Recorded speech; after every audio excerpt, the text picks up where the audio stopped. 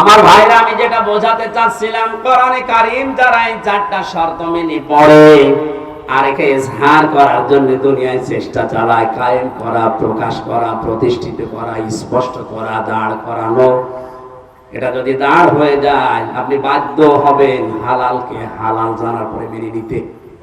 পারবেন না হালালকে হালাল জানার পরে মেনে না নিতে পারবেন না, এ পরিবেশ তৈরি হয়ে যাবে। কারণ জনগণের ভেতরে যখন কোরআনে কারীম প্রতিষ্ঠিত থাকবে, আপনি বাদশাহ, আপনি মন্ত্রী, আপনি মেয়র, যত বড় দায়িত্বে থাকেন না কেন, যারা আপনার আন্ডারে থাকবে ওদের বুকে এমন সাহস তৈরি হবে, সামনে থেকে প্রতিবাদ করবে। আপনি দাঁড়ান। হযরত ওমরের জামানায় যেহেতু কোরআনে ঝাঁ ছিল, বক্তব্য দিচ্ছিলেন মসজিদে নববীতে, এক সাহাবী উঠে বললেন, খলিফাতুল মুসলিমিন, আমিরুল মুমিনিন, আপনার বয়ান বক্তব্য বন্ধ করেন। কেন? প্রত্যেকে রাষ্ট্রীয় কাপড় পেয়েছে একটা একটা করে, সেই হিসাবে তো আপনিও একটা পাবেন। আপনার শরীরের ভেতরে ডবল কাপড় দেখা যায়, অবশ্যই আপনি একটা বেশি আত্মসাৎ করেছেন। আমার মনে হয় কোন চেয়ারম্যান না, কোন মেম্বার না, মেম্বারের চামচা এইটা, ওর সামনেও যদি কেউ এরকম প্রতিবাদ করে যে কাবি খা, ওইটা কই, ওরে 10 বছর জেল খাটা লাগবে। আর সরাসরি প্রেসিডেন্টের সামনে দাঁড়িয়ে প্রতিবাদ করছে সাধারণ একজন মানুষ। হযরত ওমর ওই বয়ান বন্ধ করে দিয়েই বললেন, আল্লাহর নবীর সাহাবীরা, ঠিক আছে, আমি ওর জবাবটা আগে দিয়ে নেই, আমি নিজে দেব নাকি আমার সামনের কাতারে আমার ছেলে আব্দুল্লাহ আছে, ও দেবে? হযরত আব্দুল্লাহ উঠে বললেন, বন্ধুরা, প্রত্যেকেই একটা একটা করে কাপড় পেয়েছে, আমিও একটা পেয়েছিলাম, আমার বাবাও একটা পেয়েছে। যেহেতু বাবাকে মাঝে মাঝে বিদেশি প্রতিনিধি দলের সাথে সাক্ষাৎ করা লাগে, জুমার দিন নামাজ আদায় করানো লাগে কেন্দ্রীয় মসজিদে, ঈদের সময় নামাজ পড়ানো লাগে, বাবার এইরকম জামা নেই, এজন্য আমার কাপড়টাও বাবাকে দিয়েছি, 2টা কাপড় মিলে বাবা আমার কাপড় তৈরি করেছে। কারণ যদি এজহার থাকে, কায়েম থাকে, ও দেশে আপনি উল্টা পাল্টা করে নিজে বাঁচতে পারবেন না, আপনাকে বাধ্য করবে কোরআন। এই ফাস্তা সাহারাহুর ব্যাখ্যায় আমি টিকার ভেতরে পেয়েছি, খলিফাতুল মুসলিমিন হযরত ওমর রাষ্ট্রের দায়িত্ব পালন করে এশার নামাজের পরে বাড়িতে আসলেন, বারান্দার দিকে তাকিয়ে দেখলেন একটা লাশ, শিশু বাচ্চা, 12টা টুকরা করে কে যেন রেখে গেছে। চিন্তায় পড়ে গেলেন, ডাক দিয়ে বলে, আমার দেশে কোরআনের বিচার চলছে, আর আমার ঘরের বারান্দায় একটা মাসুম বাচ্চাকে 12 টুকরা করে কে রেখেছে, এর বিচার না হওয়া পর্যন্ত আমার নিস্তার নেই। তদন্ত কমিটি গঠন করলেন, 3 দিনের ভেতরে রিপোর্ট দেবে। মানুষ পায় না, রিপোর্ট দেবে কি? হযরত ওমরের চিন্তায় খাওয়া দাওয়া বন্ধ হয়ে গেছে। কি হয়ে গেল? আমার দেশে একটা অবৈধভাবে মানুষ মারা গেল, তো একটা নিষ্পাপ মানুষ, আমি কিছুই করতে পারলাম না এতক্ষণ পর্যন্ত। পৃথিবীতে মুসলমান 57টা দেশ, এখন প্রতিটি রাষ্ট্রের যারা দায়িত্বে আছে, আমাদের দেশে যেমন 1634 জন মানুষ আছে, এদের যদি অনুভূতি, এদের যদি আকল হযরত ওমরের মতো এভাবে কাজ করতো যে আমার দেশে আমি আছি দায়িত্বে, আর বিনা কারণে অবৈধভাবে একটা লাশ পড়ে গেল, আমি কিছুই করতে পারলাম না, কিয়ামতের আগে এই দেশে অবৈধ কোনো লাশ কোনো জায়গায় পড়ে থাকতো না।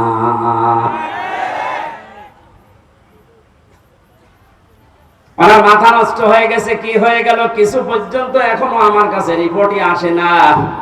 হঠাৎ করে এক মুরব্বীকে সঙ্গে নিয়ে যুবতী একটা মেয়ে এসেছে, ডাক দিয়ে বলে, খলিফাতুল মুসলিমিন, যে লাশটা আপনার বারান্দায় ছিল ওটা আমার নিজের বাচ্চা, আমি ওরে টুকরা টুকরা করেছি।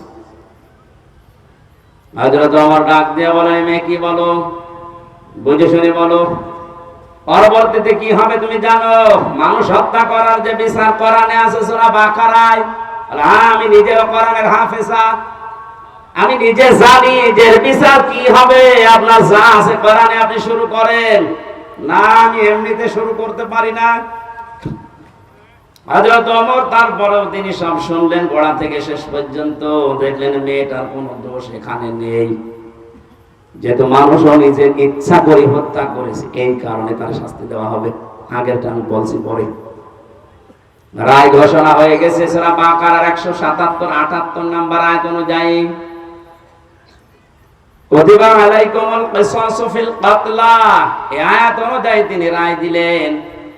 হঠাৎ করে তিনজন যুবক এসে বলে, খলিফা বিচারের রায়টা একটু থামান, দোষ ওই মেয়েটার না, দোষ আমাদের।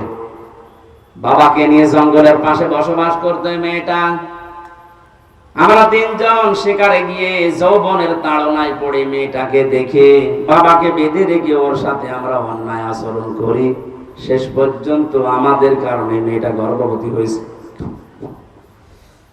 যদি বিচার করা লাগে তাহলে আমাদের করেন। হযরত ওমর 4 জনকে সামনে নিয়ে ধমক দিলেন, কি 3 দিন কোথায় ছিলে? আমার এত বড় টেনশনের ভেতরে রাখলি কারণ কি? আমি চিন্তায় আমার খাওয়া দাওয়া ঘুম বন্ধ হয়ে গেছে। 3 দিন ভেতরে আসলে না, এখন হঠাৎ করে সব একটা একটা করে বের হচ্ছে।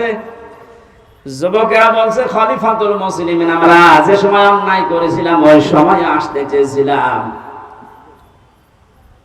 মনে মনে ভাবছিলাম যদি ধরা না পড়ে তাহলে তার অসুবিধা নেই, কিন্তু কোরআনে কারীম আমাদেরকে বাঁচতে দিল না। যেখানে যায় আমাদের কোরআন শান্তিতে থাকতে দেয় না, বারবার পেছনে যেন তাড়া করে বেড়ায় আমাদের বিবেকের উপরে। যেটা করেছো যদি এই গুনার বিচার দুনিয়ায় না হয়, কিয়ামতে আল্লাহ এই পাপের বিচার ডবল করে করবে। দিনাজপুরবাসী একটা কথা মনে রাখবেন, ইসলামের 500 শরীয়তের যে বিধান আছে, এটা যদি কারো দ্বারা লঙ্ঘন হয়ে যায়, যদি ওই বিচার দুনিয়াতে কোরআন অনুযায়ী আপনি না পান, না করতে পারেন, কিয়ামতের দিন কিন্তু ওই বিচার আল্লাহ ডবল করে করবে। কথা বুঝতেছেন? আমরা আর পারলাম না, কোরআন আমাকে তাড়া দিয়ে এই জায়গায় এনেছে, আপনি বিচার আমাদের করেন, মেয়েটাকে ছেড়ে দেন। হযরত ওমর বললেন, না, মেয়েটাকে আমি ছেড়ে দিতে পারতাম, কিন্তু যা বলেছে শেষে এসে সজ্ঞানে স্বেচ্ছায় নিজের বাচ্চাকে নিজে টুকরা টুকরা করেছে। এই কারণে মেয়েটা এবার বলে, খলিফা আপনি তো এতক্ষণ শুনেছেন আমাদের দোষ না, আমার কোনো দোষ আসলে ছিল না, আমি তো নিরীহ ভাবে বসবাস করছিলাম। যুবকরা যৌবনের তাড়নায় শয়তানের ধোঁকায় পড়ে আমার ইজ্জত সম্ভ্রম নষ্ট করেছে। গর্ভবতী হওয়ার পরে বাচ্চাটা দুনিয়ায় এসেছে, মনে করলাম মাসুম বাচ্চা, এর তো দোষ নেই, কিন্তু এর জন্ম তো ঠিক নেই। আমি কোরআনে কারীমের হাফেজা, আমার পড়া কোরআন আয়াত আছে, কোরআন আমাকে বারবার ডাক দিয়ে বলে, ওয়াতুল্লিম বাদা যালিকা সানিম। আল্লাহ পাক জানিয়েছেন এই পৃথিবীতে কোরআনের ডাইরেক্ট ইনডাইরেক্ট যারা বিরুদ্ধে আছে তাদের 9টা গুণ আয়াতের পরবর্তীতে আছে। তাদের চরিত্রের ভেতরে 9টা গুণ পাওয়া যায়। 1 নম্বরে আপনি যখন দেখবেন কোরআনের বিরুদ্ধে ডাইরেক্ট হোক ইনডাইরেক্ট হোক কেউ যদি অবস্থান নেয়, ওটা সানিম, বদমেজাজি, ওটা যার সন্তান। আমি তো দেখতে পেলাম এর বাবা ঠিক নেই, এর বাবা তো একজন না কয়জন, 3 জন বাবা মিলে ওরে জন্ম দিয়েছে, ওটা যার সন্তান। আমার পেটে এসেছে তাতে কি, জন্ম হয়েছে, বড় হওয়ার পরে আমার পেটের সন্তান কোরআনের বিরুদ্ধে অবস্থান নেবে, আমি মা হয়ে দেখবো, তখন তো আমি মুরব্বী হয়ে যাবে, ওরে কিছু বলতেও পারবো না। এই জন্য ছোটবেলায় ওরে বিদায় করে দিলাম যেন আমার পেট থেকে পড়ে কোরআনের বিরুদ্ধে না যায়। আপনি এই কারণে না বিচার করেন। আমি ঘটনা বলার উদ্দেশ্য না, ফাস্তা জাহারাহু পড়তে যে আমি পেয়েছিলাম, কোরআন যদি এজহার থাকে, কোরআন যদি কায়েম থাকে, আমরা গুনাহগার, গুনাহ আমরা করবই, কারণ এটা আমাদের অভ্যাস, আমাদের স্বভাব। কিন্তু কোরআন আপনাকে বেঈমান হয়ে মরতে দেবে না। গুনাহ করলেও দুনিয়া থেকে বিদায় নেওয়ার আগে এমন কায়দা, এমন কৌশলে, এমন জায়গায় ফেলবে আপনি যেন নিষ্পাপ হয়ে মারা যেতে পারেন, মরণের পরে পাপের শাস্তি যেন আর পাওয়া না লাগে।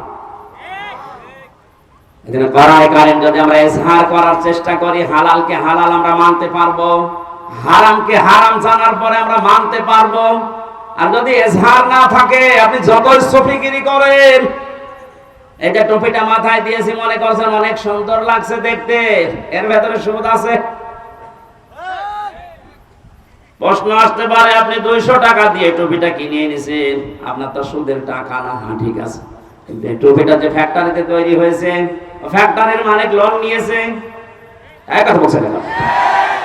যতদিন পর্যন্ত দেশে যাকাত ভিত্তিক অর্থনীতি কায়েম না হবে, তার মানে কোরআন কায়েম না হবে, ততদিন আপনি ফেরেশতা জিবরাইলও যদি দিনাজপুরে বাস করে, ও ডাইরেক্ট ইনডাইরেক্ট সুদখোর।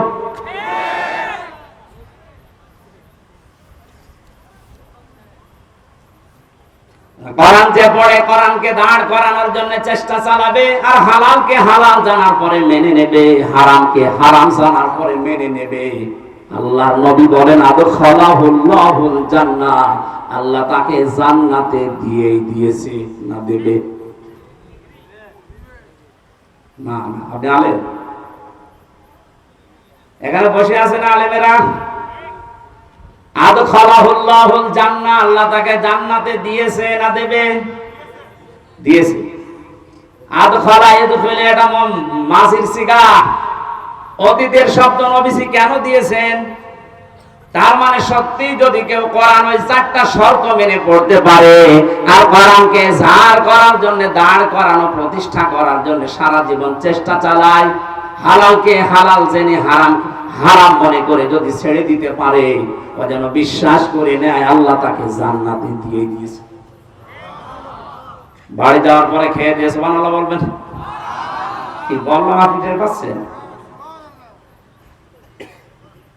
শুধু এতটুকু নবীজি শেষ করেননি, আশাফাহু ফি আশারাতিন মিন আহলি বাইতিহি কুল্লুহুম ক্বাদ ওয়াজাবাত লাহুন নার, তার ব্যাপারে এমন 10 জনের পক্ষে সুপারিশ গ্রহণ করার ক্ষমতা আল্লাহ তাকে দেবেন, তার পরিবারস্থ লোকদের ভেতর থেকে যাদের উপরে জাহান্নাম ওয়াজিব হয়ে গিয়েছিল। এই যে সম্মানটা এই কোরআনের কারণে, কিসের কারণে? দল মত নির্বিশেষে কোরআনে কারিমের এই অনুষ্ঠানে যারা হাজির হয়েছি, খুশি হয়ে বলছে আলহামদুলিল্লাহ। এই কোরআন এমন এক সম্পদ, ইন্নাল্লাযী লাইসা ফী জাওফিহি শাইউম মিনাল কুরআনি কাল বাইতিল খারিব। নবীজি বলেন, যার অন্তরে কোরআন নেই ওটা উজাড় গৃহ। তার মানে ওটা মানুষের অন্তর বলা যায় না, শয়তানের ঘর। এজন্য আমরা এই ময়দান থেকে আজকে ৯৬% মুসলমানের দেশে আহ্বান জানাবো, যারা শিক্ষা ব্যবস্থায় আছেন 1 থেকে মাস্টার্স পর্যন্ত 100 মার্কের কোরআনে কারীম কম্পালসারি করতে হবে। যেহেতু সভাপতি একজন আলেম, তাকে সামনে নিয়ে বলছি, বিশ্ব নবীকে যেদিন আল্লাহ নবুয়ত দান করেন, 3বার জিবরাইল তাকে বুকে চেপে ধরেছিলেন, তিনি কিন্তু পড়েননি। বারবার বলেছিলেন ইকরা ইকরা ইকরা, উনি বলেছেন মা আনা বিকারি, আমি পড়তে জানি না, কি পড়বো, পড়তে জানি না। যখনই ফেরেশতা জিবরাইল বলেছেন ইকরা বিসমি রাব্বিকাল্লাযী খালাক, একটা আয়াত না পরপর 5টা আয়াত তেলাওয়াত করেছিলেন। মুহাম্মাদুর রাসূলুল্লাহ সাল্লাল্লাহু আলাইহি ওয়াসাল্লাম জিবরাইলের সাথে একাধারে তিনি 5টা আয়াত পড়েছিলেন। বুখারী শরীফের হাদিসের ব্যাখ্যায় আমি দেখেছি, জিবরিল জিজ্ঞাসা করলেন, এতক্ষণ আপনি পড়লেন না কেন? নবীজি বলেন, ইয়া আখি জিবরাইল, হে ভাই জিবরাইল, বারবার আপনি বলছিলেন ইকরা ইকরা ইকরা, পড়েন পড়েন পড়েন। আমি কি পড়বো, কি পড়বো কি সেটা তো বলেননি। আপনি চতুর্থবার যখন বলেছিলেন বিসমি রাব্বিকা, রবের নামে পড়েন, আমি কিন্তু একটু দেরি করি না, আমি আরম্ভ করেছি আপনার সাথে, আর 1টা 2টা না 5টা সেন্টেন্স আমি পড়েছি। বলেন সুবহানাল্লাহ। এটা দিয়ে ওই দিন জিবরাইল সহ কিয়ামত পর্যন্ত নবীজির উম্মত যারা আসবে তাদেরকে তিনি শিক্ষা দিতে চেয়েছিলেন, আমার উম্মত যারা আসবে দুনিয়ায়, তারা রব ছাড়া অন্য নামে পড়তে পারে না। নামের নাম বাদ দিয়ে যদি অন্য নামে পড়ে কেউ, পড়া হবে না তা না, কিন্তু পড়ায় মানুষের মতো মানুষ হওয়া সম্ভব না। আমি এই চোখে দেখেছি, বিশ্ববিদ্যালয়ে ক্লাস চলছে, শিক্ষককে ছাত্র জুতা দিয়ে পিটাচ্ছে, বলছে শালা করে মেরে ফেলবো। শিক্ষক হাত জোড় করে বলছে, বাবা আমার ছেড়ে দিয়ে, জীবনে আর ক্লাসে আসবো না। না, তোরে আমি মেরেই ফেলবো। এটা ছাত্র, এটা কি কথা বলেন? সিস্টেম অপর পৃষ্ঠায় দেখুন, এ চোখে আমি এইটাও দেখেছি, কোরআনে কারীম আমার সামনে শিক্ষক ওযু করছে, ছাত্র পায়ে পানি ঢেলে দিচ্ছে। শুধু পায়ে পানি ঢেলে দিয়ে হয়নি, নিজের হাত দিয়ে পরিষ্কার করে দিচ্ছে। ছাত্র মাস্টার্স করে নাই, কেবল 4-5 দিন ভর্তি হয়েছে, আলিফ বাতা আসা পর্যন্ত জানি, কোরআনের স্পর্শ এখন পাইনি। শুধু আল্লাহর পরিচয়, আউযু বিল্লাহি মিনাশ শাইতানির রাজিম, বিসমিল্লাহির রহমানির রহিম পড়ার পরে আলিফ বা তা সা এগুলো কেবল পড়ছিল। এর ভেতরে আমার আল্লাহ কি মনুষ্যত্ব দিয়েছে কোরআনে কারীমের ইজ্জতের কারণে। ইয়ারফা'ুল্লাযীনা আমানু মিনকুম ওয়াল্লাযীনা উতুল ইলমা দারাজাত ইলা আখির আয়াত। সূরা মুজাদালার 11 নম্বর আয়াতে আল্লাহ জানিয়েছেন তাদের মর্যাদা আল্লাহ বৃদ্ধি করতেই থাকে। ইয়ারফা এটা মুজারে, বর্তমান ভবিষ্যৎ, প্রেজেন্ট ফিউচার। আল্লাহ পাক নিজে এখানে কাজ করছেন, নিজে ফাইল। ইয়ারফাউল্লাহুল্লাযীনা আমানু মিনকুম, তোমাদের ভেতরে যারা ঈমান আনবে, ওয়াল্লাযীনা উতুল ইলমা দারাজাত, আর যারা দুনিয়াতে ইলম অর্জন করবে তাদের মর্যাদা দিনের পর দিন আল্লাহ বাড়াতেই থাকবে। আমার বন্ধুরা, বাস্তবতা এটা আমরা দেখেছি। পৃথিবীতে শিক্ষিত মানুষ যারা দাবি করে, এরা যত মুরব্বী হয়ে যায়, বয়স যত বেড়ে যায়, এই মানুষগুলোর মর্যাদা তাদের পরিবারস্থ লোক থেকে দুনিয়ার মানুষের কাছে তত কমতে আরম্ভ করে। এর বাস্তব প্রমাণ সাবেক অর্থমন্ত্রী মরহুম আবুল মাল আব্দুল মুহিত। শিক্ষা দীক্ষা, টাকা পয়সা, প্রভাব প্রতিপত্তি, ক্ষমতা কম ছিল আপনার চাইতে, তা না। 53 বছরের ভেতরে যে আপনারা এবার অর্থমন্ত্রী পেয়েছেন, আর এতদিন পর্যন্ত চট্টগ্রাম, সিলেট, ঢাকা, ওই সমস্ত অঞ্চলগুলো বাংলাদেশ নিয়ন্ত্রণ করত। এত প্রভাব থাকার পরও দিন যত গেছে, মানুষের মর্যাদা আমার আল্লাহ পৃথিবীর কাছে কমিয়ে দিয়েছে। এমন কমিয়েছে, সন্তান পর্যন্ত অনেককে বাড়িতে রাখতে চায় না। কয়েকদিন ধরে আপনারা কিছুদিন আগে দেখতেছেন ফেসবুকে একটা ভিডিও খুব ভাইরাল হয়েছিল। 4টা ছেলে 2টা মেয়ে, 6 ভাই বোন মিলে পিতার সম্পদ গুলো সব নিজের নামে লিখে নিয়ে বাবাকে রাস্তায় ছেড়ে দিয়েছে। সুবহানাল্লাহ বলছে না, শুধু নাউজুবিল্লাহ বললে হচ্ছে না, এখানে আলহামদুলিল্লাহ বলা দরকার। এ লোকটাকে 95 বছর বয়সে 6 ভাই বোন মিলে রাস্তায় এমনিতে ছেড়ে দেয়নি, কারণ বেটা সারা জীবনই এই 6টা ছেলে মেয়েকে অনার্স মাস্টার্স করিয়েছে, কিন্তু আল্লাহর পরে যে তার স্থান সেইটা জানায়নি। এটা জানানোর জন্য যে জায়গাগুলো দরকার সেখানে সে ঘৃণা করত, সে দিত না। এই জন্য তার কপালে কি জুটেছে দেখেন। শুধু তার কপাল না, এই ভিডিওটা দেখার পরে আমার মনে হচ্ছে বাংলাদেশে আজ অনেক মুরব্বীর কপালে এইটাই জুটবে। কারণ বৃদ্ধাশ্রম গুলো খোঁজ নিয়ে দেখেন, কোন আলেমের মা বাবা আছে কিনা। কোরআন যারা জানে বসে পড়ে, তাদের মা বাবা ওখানে আমি পাইনি। আমি যতগুলো বৃদ্ধাশ্রমে ঘুরে ঘুরে দেখেছি, আমার এই ছোট জীবনে প্রায় 25টার উপরে বৃদ্ধাশ্রম দেখলাম। সেই রাঙ্গামাটির লংগদু থানা থেকে শুরু করে বাংলার বিভিন্ন প্রান্তে কোন জায়গায় কোন আলেমের মা বাবা বৃদ্ধাশ্রমে পড়ে কাঁদতেছে আমি পাইনি। কারণ আলেমরা জানি আমার আল্লাহর পরে মুরব্বীর স্থান আমার কাছে। নিজে খেতে না পারলেও দরকার হয় ভিক্ষা করে এনে খাওয়াবে। অথচ ওই 6টা ছেলে মেয়ের ভেতরে আল্লাহর পরে মা বাবার স্থানে জ্ঞান কোনোদিনও মুরব্বি দেয়নি। তো জানবে কি করে? এই জন্য কায়দা কৌশল করে ফাঁকি দিয়ে মা বাবার সম্পদ গুলো নিজেদের নামে 6 জন লিখে নিয়ে মুরব্বিরে ছেড়ে দিয়েছে। এবার যান, এটা ছেড়ে দেওয়ার পেছনে যে কয়টা কারণ, তার অন্যতম হচ্ছে এই 6 ছেলে মেয়ের স্বামী আর তাদের বউগুলো মুরব্বিকে এখন তারা বোঝা মনে করে। এই কথা বলেন না কেন? যাদের সাথে বিয়ে দিয়েছিল এইগুলো এবং ওই মেয়েগুলো, ওই জামাইগুলো যদি সত্যিই কোরআনে কারিমের জ্ঞানী হতো, মুরব্বিকে রাস্তায় ছেড়ে দেওয়া না, 6 ভাই বোন মিলে আমার মনে হয় মিনি জান্নাতের ভেতরে রেখে দিত।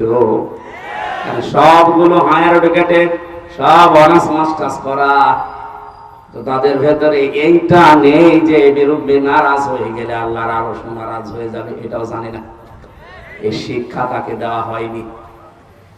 এখানে আহ্বান জানাচ্ছি হাদিসের আলোকে, যার ভেতরে কোরআন নেই ওটা যেহেতু উজাড় ঘর হয়ে যায়, শয়তানের ঘর।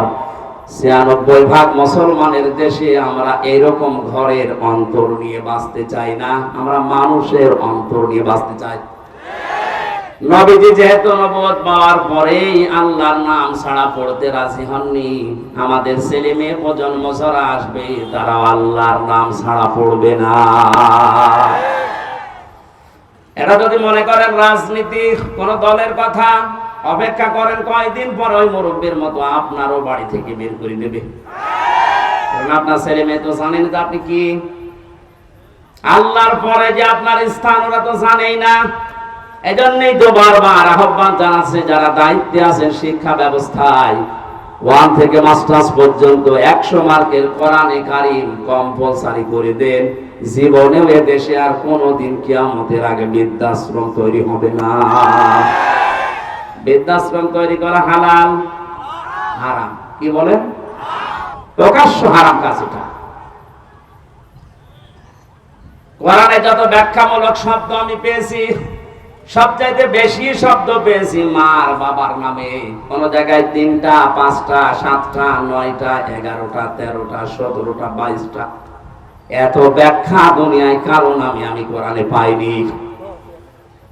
আল্লাহ রাব্বুল আলামিন বলেন, আখফিদ লাহুমা জানাহাদ-দুল্লি মিনার রাহমাহ ওয়া কুর রাব্বিরহামহুমা কামা রাব্বায়ানি সাগীরা। আলেম যারা আছেন তাদেরকে বলছে, এবার সারা জীবনে আয়াতটা জন্মের পর থেকে আমরা অনেকে পড়েছি, এর ভেতরে একটা গোপন রহস্য আছে। আমার আল্লাহ কি সেট করেছেন তাকান তো ব্যাখ্যায়। আল্লাহ পাক বলেন আখফিদ, খফজন মানে ডাউন করার পরে ফল করে দেওয়া। পৃথিবীর সন্তানদেরকে আমার আল্লাহ যেন নিজে চোখে আঙ্গুল দিয়ে হাত ধরে বলতেছে, হে পৃথিবীর সন্তানেরা ডাউন করে দে, এরপরে ফল কর। কে ডাউন করার পরে ফল করবে?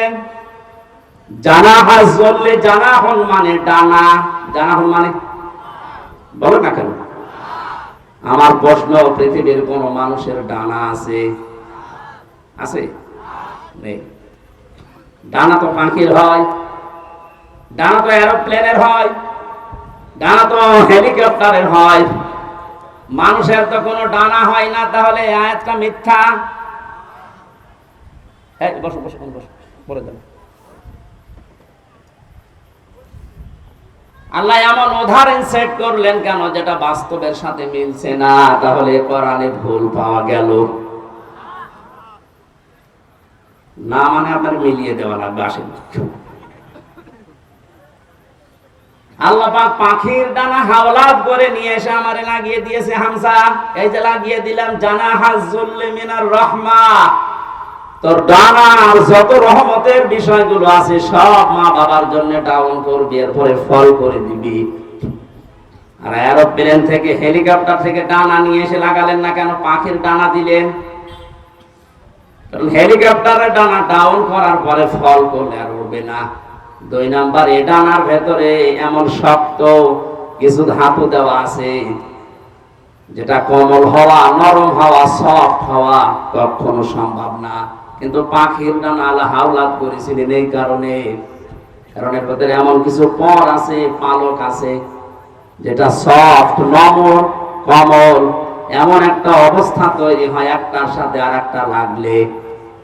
সিল যদি ছৌ মারে বাচ্চাগুলো, তখন মায়ের ওই ডানার নিচে যাবার পরে একটা কিচির মিচির শব্দ করে। বাংলাতে ওই শব্দকে বলা হয় অনির্বচন সুখ। কি বললাম? একটা অনির্বচন সুখ বাচ্চারা অনুভব করেন। আল্লাহ পাক ঠিক যেন পাখির এই বাচ্চাদের মতো আপনার মার বাবা যতদিন আপনি বেঁচে আছেন, আপনাকে বোঝাতে চেয়েছে, হামজা তোর মা বাবা যতদিন দুনিয়ায় আছে তারা যেন এই পাখির বাচ্চার মতো একটা সুখ তোর আন্ডারে থেকে পায়। তারা যেন মনে করে আবার হামজা বেঁচে থাকতে অন্তত আমাদের আর কোনো ঝামেলা নেই, আর কোনো চিন্তা নেই আমাদের। দিনাজপুরবাসী মন থেকে বলেন তো, আমাদের মা বাবা যারা দুনিয়ায় আছে এরা কি এই মনে করতে পারছে? 24 ঘন্টায় অনেকের মুরব্বীরা চিন্তায় থাকে, না জানি কখন ভাত বন্ধ করে দেয়। হ্যাঁ, এইসব রংপুরের এলাকার মানুষ সহজ সরল, তো এই জন্য কিছু টের পাচ্ছেন না। এই সহজ সরল মানুষগুলো মা বাবাকে খুব ভালোভাবে আদর যত্ন করে, এই জন্য আপনারা বুঝলেন না। এটা যদি আমি কক্সবাজারে বলতাম ওরা টের পেত। এত সম্মান, এত মর্যাদা, এত কিছু আল্লাহ দুনিয়াতে দিয়েছেন এই দুইজনের ব্যাপারে। নিজের ইবাদতের পরে নবীর নাম দেননি, আল্লাহ বলেছেন মার বাবার নাম। وَقَضَى رَبُّكَ أَلَّا تَعْبُدُوا إِلَّا إِيَّاهُ وَبِالْوَالِدَيْنِ إِحْسَانًا। আল্লাহ পাক বলেন, আমি ফয়সালা করে দিয়েছি, সিদ্ধান্ত নিয়ে ফেলেছি, রায় দিয়েছি। আমি আল্লাহর রায়কে, আমি আল্লাহ ছাড়া কারো ইবাদত করা যাবে না। পৃথিবীতে যাদের মা বাবা আছে তারা যেন তাদের সেবা করে, তাদের পেছনে খরচ করে, তাদের প্রতি ইহসান করে। এটা আমি বানালাম। বলেন আপনি ইহসান করবেন কি করে? তার একটা একটা করে আল্লাহ এখানে 5টা ব্যাখ্যা দিয়েছেন। আপনি কোরআন খোলেন তো পুরাটা, পৃথিবীর কোন মানুষের ব্যাপারে এত ব্যাখ্যামূলক শব্দ আপনি পান কিনা? পাবেন না আপনি। অথচ দুইজনের নাম এত বেশি আল্লাহ ব্যাখ্যা দিয়েছেন, সেই দুইজনের পরিচয় ওই 6 ছেলে মেয়ে জানে না। এজন্য 95 বছর বয়সে মুরব্বীকে বাড়ি থেকে রাস্তায় বের করে দিয়েছে, যান আপনারা দরকার নেই। কয়েকদিন পরে পড়ে মরবে, ডেনে পড়ে থাকবে, কুকুরে শ্রীগালে ছিঁড়ে ছিঁড়ে খাবে। কথা বলে না কেন? অথচ 6টা ছেলে মেয়ে তাকান, সব বিশ্ববিদ্যালয় থেকে মাস্টার্স করা। আমি বলছি না আপনার ছেলে মেয়েকে মাস্টার্স করাবেন না, তা না, অবশ্যই করান, কিন্তু তাকে 3টা বছর কোরআনে কারিম দিন। মাহফিলের সভাপতি যেখানে আছে, এইরকম জায়গা যেখানে পান 3টা বছর তাকে পড়ান। আমি কোরআন গ্যারান্টি দিয়ে দিলাম, আল্লাহর কসম, জীবনেও কোনোদিন আপনার সামনে নেশা করার সাহস পাবে না। 2 নম্বরে কোনোদিন আপনার মর্যাদা হানি করতে দেবে না। রাঙ্গামাটির লংগদু থেকে আসার সময় দেখি এক মুরব্বী কাঁদতেছে, বৃদ্ধাশ্রমে মুরব্বী মানুষ, প্রায় 80 বছরের উপরে বয়স।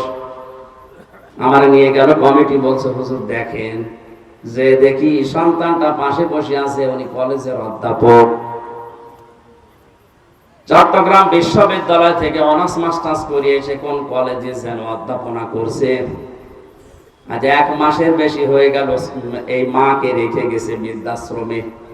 1 মাস মরে পরে যেহেতু টাকা দেওয়া লাগে, আজকে এসেছে টাকা দেওয়ার জন্যে। মা ছেলেকে ডাক দিয়ে বলছে, বাবা আমি যখন মারা যাব তখন আমার মাথার উপরে এই ফ্যানটা এটা পাল্টিয়ে নতুন ফ্যান লাগিয়ে দিবি। ছেলে বলছে, মা তুমি তো মরেই যাবে, তখন আবার ফ্যান কি হবে?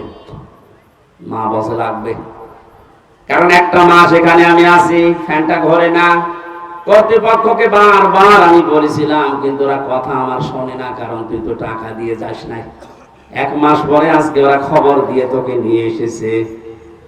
বাস্তবতা আমি যেটা দেখলাম, আমার তো মনে হচ্ছে আমি মারা যাওয়ার পরে তোর যখন এই বয়স হবে, তোর ছেলে মেয়ে মিলে তোর ওইখানে দিয়ে যাবে। তোর তো আবার ফ্যান ছাড়া ঘুম হয় না, ছোটবেলা থেকে তোকে বাতাস দেওয়া ছাড়া আমি ঘুম পাড়াতে পারি না। তোর কষ্ট হবে রে বাবা, তুই আগে থেকেই ব্যবস্থা করে যা, আমি মারা যাওয়ার পরে তুই ফ্যানটা পাল্টিয়ে দিবি। দেখলাম ওর সামনে ওর হাতের উপরে মা মারা গেল, হাও মাও করে কেঁদে বলছো, হুজুর এ দোষ শুধু আমার একা নাই, দোষ আমার বউর। আমার দুইটা ছেলে মেয়ে আছে, তাদের মুখের দিকে তাকে আমি তালাকও দিতে পারি না। শেষ পর্যন্ত বউ আমারে বারবার এ তাড়না দিয়েছে, বুড়ি বাড়ি থাকলে তোমার ভাত আমি খাবো না। আমি তো সংসারটা ভাঙতে পারলাম না। মাকে এই বৃদ্ধাশ্রমে শেষ পর্যন্ত রেখে গিয়েছিলাম। বাবা আমার 10-12 বছর আগেই মারা গেছে। বহু কষ্ট স্বীকার করেছিল মা আমার জন্য, প্রতিদান আমি দিতে পারলাম না। আজকে আমার হাতের উপরেই মারা গেল। দিনাজপুরবাসী, বান্দরবন, রাঙ্গামাটি, লঙ্গদ শুধু ওই মুরব্বী না, আমার মনে হয় অনেক মানুষ এখন দিনাজপুরে ওই রকম অবস্থায় আছে।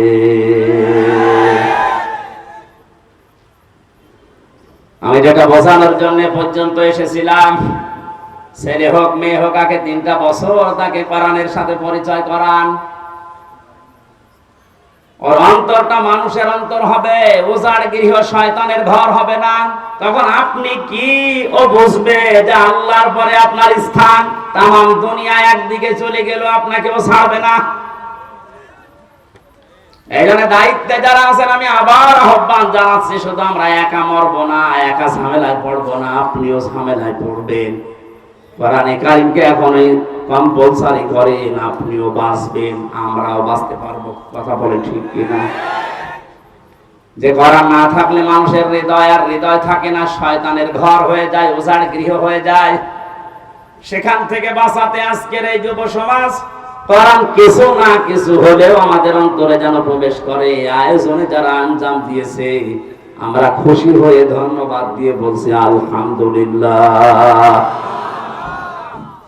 নবীজি জানিয়েছেন, মান কারাআল কুরআনা, যে ব্যক্তি কোরআন পড়ে, এইদিকে তাকান, মান কারাআল কুরআনা, যে ব্যক্তি কোরআন পড়ে, ফাস্তাজহারাহু, এবং একে ইজহার করার চেষ্টা করে।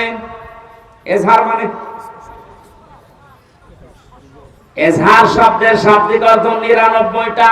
ইজহার মানে স্পষ্ট করা, ইজহার মানে প্রকাশ করা, ইজহার মানে দাঁড় করানো, ইজহার মানে প্রতিষ্ঠিত করা, ইজহার মানে কায়েম করা। সবগুলো অর্থ একটা একটা করে অভিধানে মিলান আপনি পেয়ে যাবেন। সুতরাং যে ব্যক্তি কোরআন পড়বে এবং কোরআনকে কায়েম করার জন্য চেষ্টা চালাবে, কেন আল্লাহর নবী ফাস্তাজহারাহু দিলেন? নবীজি তো আমাদের মতো বাঁচাল ছিলেন, আন্দাজে বলতেন নাকি? ওনার প্রতিটি কথার ভেতরে কোনো না কিছু লুকিয়ে আছে। এর পরের শব্দের দিকে তাকান, ফাহাল্লা হালালাহু ওয়া হারামা হারামাহু। এই যে ফা দিয়েছেন মাঝখানে, আগের 2টা শব্দ বলার পরে ফা দিয়ে বাক্য আরম্ভ করলেন কেন? হালাল হারামের কথা এখানে বলার কথা ছিল না। কোরআনকে ইজহার করার পরেই তিনি ফাহাল্লা হালালাহু ওয়া হারামা হারামাহু দিয়েছেন এই কারণে। কারণ কোরআন যদি প্রতিষ্ঠিত না থাকে, কোরআন যদি কায়েম না থাকে ব্যক্তি, পরিবার, সমাজ, রাষ্ট্রে, তাহলে ওই দেশে বসবাস করে এমন হালাল জিনিস আছে, এই হালাল জানার পর মানা যায় না। এটা তো বাংলাদেশে নেই। আমার কথা কি বুঝতেছেন? কোরআন যদি ইজহার না থাকে, কায়েম না থাকে, হারামকে হারাম জানার পরও ছেড়ে দেওয়া যায় না, এমন জায়গা এদেশে আছে। এবার শব্দের দিকে খেয়াল করেন, মান কারাআল কুরআনা, শব্দটা করা দিয়েছেন। তোরা কোরআন শরীফ পড়ে আমি পেয়েছি, কোরআন পড়ার ব্যাপারে যত শব্দ, 3টা শব্দ সবচাইতে বেশি। করা, রাতালা, তালাওয়া, কয়টা? অবিধান দেখেন, এই 3টা শব্দের শাব্দিক অর্থের ভেতরে 4টা শর্ত আছে। যে ব্যক্তি কোরআন পড়তে চায় তাকে শুদ্ধ করে পড়া লাগবে। যে ব্যক্তি কোরআন পড়তে চায়, কোরআনকে তাকে বুঝতে হবে। আমি নাম নিলাম না, একজন মনে করেন এখানে আছে তার বাবা মারা গেছে, সভাপতি সহ আমার মতো আরো 5 জনকে নিয়ে বছর বছর কোরআন খতম করে দেন। ওরা কোরআন খতম করে ফেললাম, উনি আমাদেরকে খাবার দাবার হাদিয়া তোফা সম্মান দিয়ে বিদায় করবে না করবে না? বলো না কেন? ওরা কোরআন শরীফ শেষ করে হাদিয়া তোফা দিয়েছে, খাবার দাবার দিয়ে সম্মান দিয়ে বিদায় দেবে। হঠাৎ করে যদি মহতামিম সাহেব বলে, হুজুর ওই ভাইকে ডাকেন তো, আপনাকে বাড়িওয়ালা ডাক দিয়ে যদি বলি যে পুরা কোরআন শরীফ আমরা খতম করে ফেললাম, কিছু বুঝেছেন? উনি বলতে পারবেন? যেহেতু আরবি ভাষায় পড়েছি, মাতৃভাষা আমাদের আরবি না, আপনি বোঝেননি।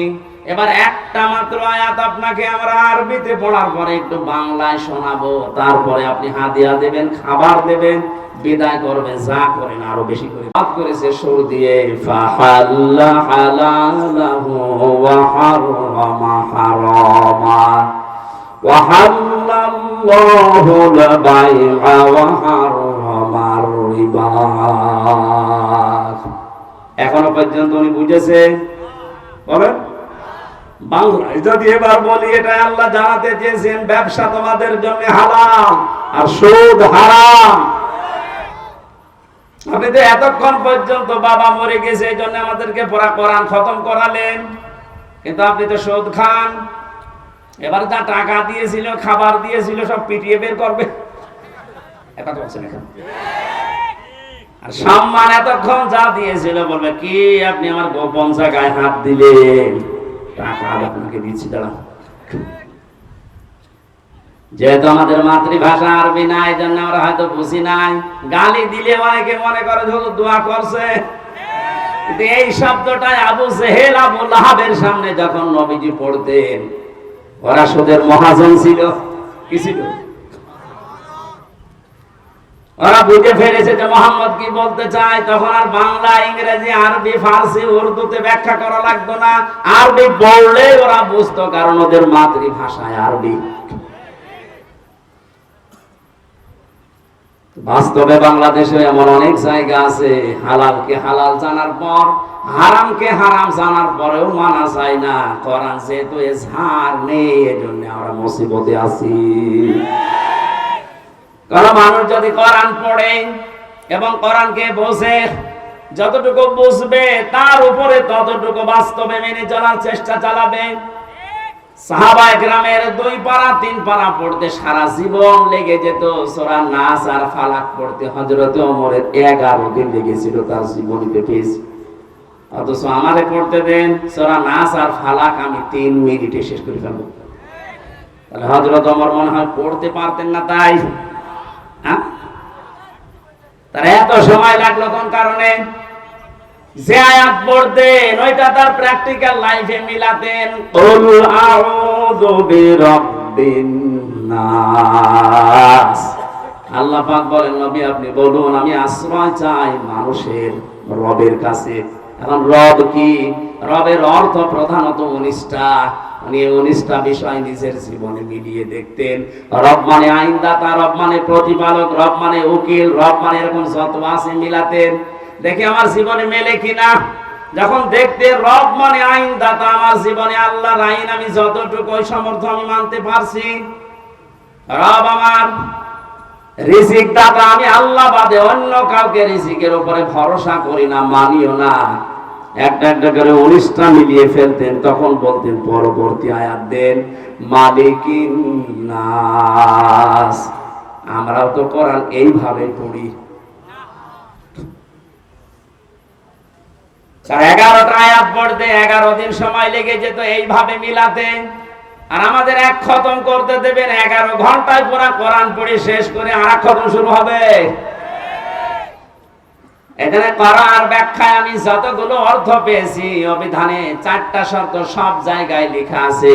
কেউ যদি কোরআন পড়তে যায় সে যেন শুদ্ধ করে পড়ে। ওয়ারাতিল কোরআন তারতিলা। এই নির্দেশ কার? আরো জোরে বলেন। 2 নাম্বার, কোরআন শুধু পড়লে হবে না। আফালা ইয়াতাদাব্বারুনাল কোরআন। কি হয়েছে তোদের? কোরআন নিয়ে কেন চিন্তা ভাবনা করো না? না বুঝলে আপনি চিন্তা করবেন কি দিয়ে? তিন নাম্বারে এটা আপনার প্র্যাকটিক্যাল লাইফে আপনি মেলাবেন, বোঝার চেষ্টা চালাবেন। চার নাম্বারে যতটুকু বুঝেছেন এটা যেন মানুষ মানতে পারে সেই ব্যবস্থা করে দেবেন। এই চারটা শর্তের নাম হচ্ছে কিরাআ। চারটার নাম কি? এভাবে যারা কোরআন পড়বে আল্লাহ পাক বলেন আল্লাযীনা আতাইনাহুমুল কিতাবা ইয়াতলুনাহু হাক্কা তিলাওয়াতি। আমি যাদের কিতাব দিয়েছি তারা এর হক আদায় করে, তার মানে চারটা শর্ত মেনে পড়ে। উলাইকা ইউমিনুনা বি, এই মানুষগুলো আমার কোরআনে বিশ্বাসী। বলেন সুবহানাল্লাহ। আমা ইয়াকফুর বিহি ফাউলাইকা হুমুল খাসিরুন। এই চারটা শর্ত মেনে যারা আমার কোরআন পড়ে না, ওরা কোরআনে বিশ্বাসী নয়, এরা জীবনে ক্ষতিগ্রস্ত হবে। এটা আমি বানালাম? বলেন।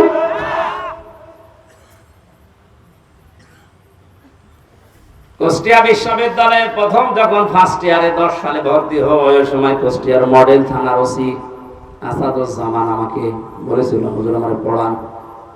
কি কোরআন তো আপনি ভালো পড়তে পারছেন না? ওনার প্রথম বললাম সূরা ফাতিহা পড়ে শোনান তো। একেবারে গ্রামার যা আছে সব ওনার প্রায় আয়াত আছে, সুন্দর করে তেলাওয়াত করে আমারে শুনিয়েছে। বললাম আপনারে পড়াবো কি? পড়াতে হচ্ছে। উনি আমারে বলছে না, আপনি যেভাবে আরবি পড়লে অর্থ বোঝেন, আমারে ওই কায়দা করে দিন। ওই কায়দা করতে কি 2 দিনে হবে? যতদিন লাগে আমি ওইটা পড়তে চাই। আমি যেমন ইংরেজি পড়লেই বুঝি যে কি বললাম, আরবি পড়লেই যেন আমি বুঝতে পারি যে আমি কি বললাম, ওটা যেন আর অর্থ করা না লাগে। 1 বছর উনি ওখানে ছিল, পুরাটা বছর ওনার পেছনে শ্রম দিয়ে অন্তত কিছু না হলেও কিছু আমি উপরে তুলেছিলাম। একদিন এক লোক টাকা নিয়ে এসেছে ওনার কাছে, ওই সময় পড়াচ্ছিলাম। বলছে স্যার আমার এটা নেন আর ওই মালটা ছেড়ে দিন। আমার বলছে হুজুর কি করবো? কি করবেন মানে? আপনারা কোন আয়াত পড়ালেন? ওই দিন আবার ছিল ঘুষের আয়াত, লা তাকুলু আমওয়ালাকুম বাইনাকুম বিল বাতিল, আয়াত পড়াচ্ছিলাম। আপনারা কেবল পড়ালাম কি? বলছে হ্যাঁ আমি বুঝে ফেলেছি। ওই সময় দেখলাম নিল না, লোকটারে গরম দিলে, বেটা আমি কোরআন পড়ে তুমি দোষ দিচ্ছ। তাড়িয়ে দিয়েছিল ওই সময়, পরে নিয়েছে কিনা আমি জানি না। তো এরকম যদি হাদিয়া মাসে 10টা পায়, ওর বেতন নেওয়া লাগে? এখন রিটায়ার করেছি স্যার, দোয়া করি স্যারের জন্য, স্যার যেন যেভাবে ছিল ওই সময় ওটা যেন মরণ পর্যন্ত টিকে থাকতে পারে। বলে না আমি। এই কোরআন শোনার জন্য, বোঝার জন্য, আমল করার নিয়তে যারা বসে আছি, আমরা সেই কোরআনে কারীম থেকে আরম্ভ করছি তাফসীর আকারে। সূরা আলে ইমরানের 133, 134 2টা আয়াত পড়েছি। তাফসীর আকারে আমরা একটা একটা করে যাব ইনশাআল্লাহ।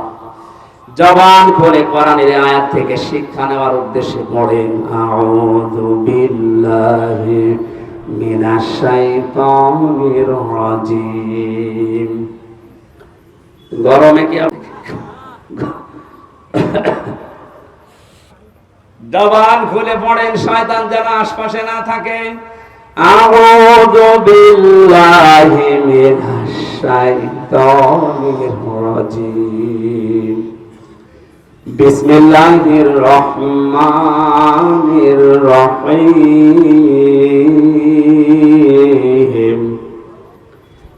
وسارعوا إلى مغفرة من ربكم وجنة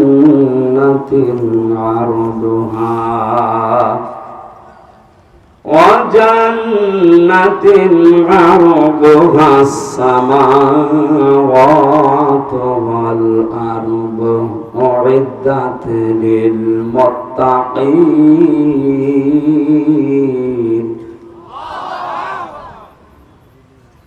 অনেকগুলো বিষয় ছিল, শানে নজরুল ছিল, ঐতিহাসিক প্রেক্ষাপট, নামকরণ সব আমি বাদ দিয়ে দিলাম, যেহেতু গরমে আমার ভেতরে ঘেমে একেবারে শোক চলছে, এত বাতাস হচ্ছে তারপরও ঘেমে যাচ্ছে। খুব তাড়াতাড়ি শেষ করব বলে আমি আয়াতের দিকে এগিয়ে যাচ্ছি সরাসরি তাফসীরে। আল্লাহ পাক বলেন সারিউ, তোমরা দৌড়াও।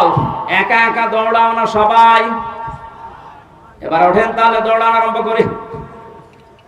আসারিউ, আল্লাহর আদেশ তোমরা সবাই মিলে দৌড়াও। এরপরও আপনি দৌড়াবেন না। কোথায় দৌড়িয়ে যাবেন?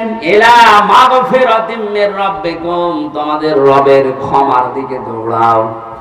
পৃথিবীতে সবচাইতে বড় সম্পদ মুমিনের জন্য আল্লাহর ক্ষমা। আমি নিজে সহ যারা আলেমরা বসে আছে তাদেরকে বলছি, কিয়ামতের ময়দানে আল্লাহ যে বিচার ব্যবস্থা তৈরি করবেন, আল্লাহর বিচারের সিস্টেম হবে তিনটা। কয়টা? বলেন বলেন। এক নম্বরে আমার আল্লাহ যদি ন্যায় বিচার করেন, কেউ বাঁচতে পারবে না। কথা বলেন না কেন?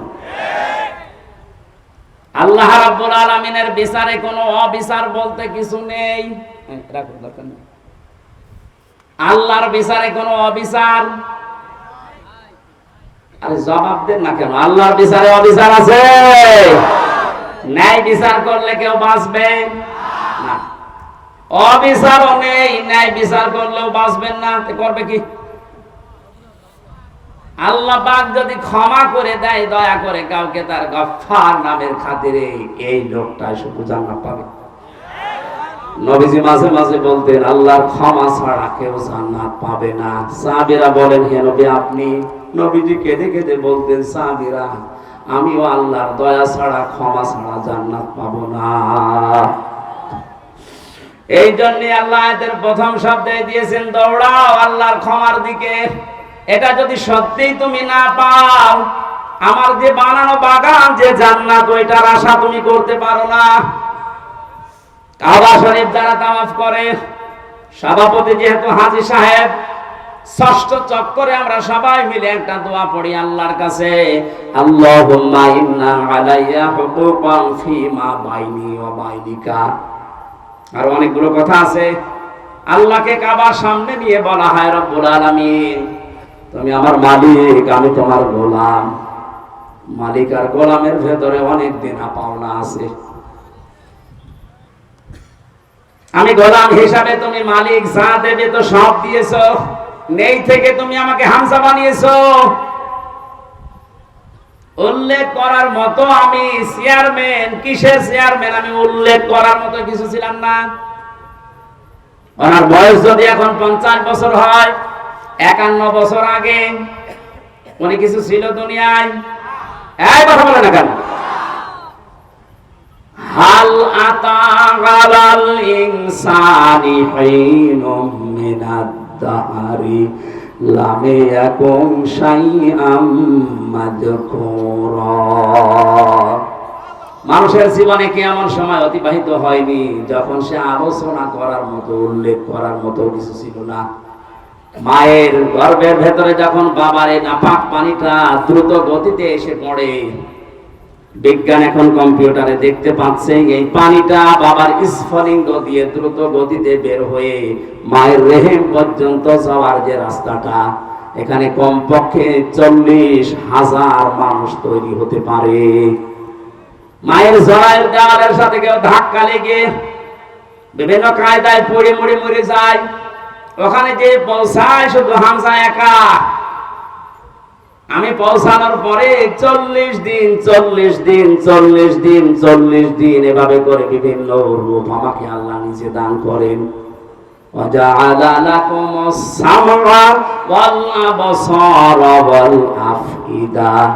সূরা নাহাল 14 নম্বর পারা, 14 নম্বর পৃষ্ঠার 14 নম্বর লাইনের 78 নম্বর আয়াতের মাঝের অংশে আছে। আল্লাহ বলেন শ্রবণ শক্তি, দর্শন শক্তি, বাক শক্তি, আঁকের শক্তি আর ঘ্রাণ শক্তি, এই 5টা আমি আল্লাহ আমার রব নামের কারণে হামজাকে দিয়েছি।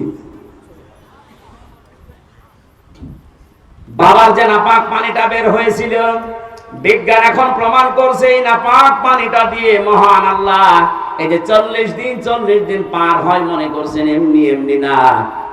এটা দিয়ে আল্লাহ 4টা জিনিস 40 এর ভেতরে তৈরি করে ফেলেন।